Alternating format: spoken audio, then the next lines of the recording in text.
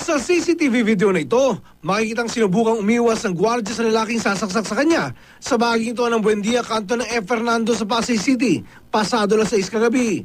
Pero natumba siya. Dito na siya inundayan ng saksak ng suspect. Sa dami ng tinamong saksak, himalang nakatayo pa ang gwardiya. Pero habang tumatakbo palayo, muli siyang hinabol ng saksak ng salarin. Nakapasok pa sa kalapit na eskinita ang gwardiya. Pero makalipas ang ilang hakbang, bumulagta na ito. Aabot sa mahigit 20 saksak sa iba't ibang bahagi ng katawan ang tinamo ng biktima na kinilala sa pangalang Vicente Soto. Sinubukan siyang isugod ng matanod sa ospital pero kalaunay binawian din ang buhay. Ang suspect naman na kinilalang si Algernon Cotoner di na pumawalag nang makorner ng mga pulis. Ang dahilan umulo ng kanyang pag-aamok, selos. Hindi napigilan yung sarili ko. Siyempre, sa sobrang mahal. Yun, nagawa ko yun.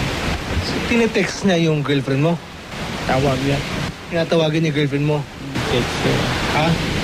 Pero nakakasigurado ka ba? O tamang hinala lang yun? Hindi sigurado. Tamang hinala lang siguro. Pero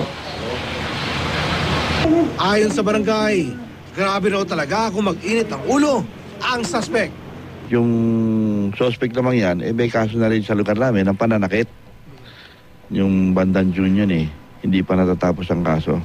Panununtok din, paninipa ng motorsiklo, yan ang naging kaso yan sa lugar namin. So mainit din ang ulo nito? Mainit din ang ulo. Oscar Oida, GMA News.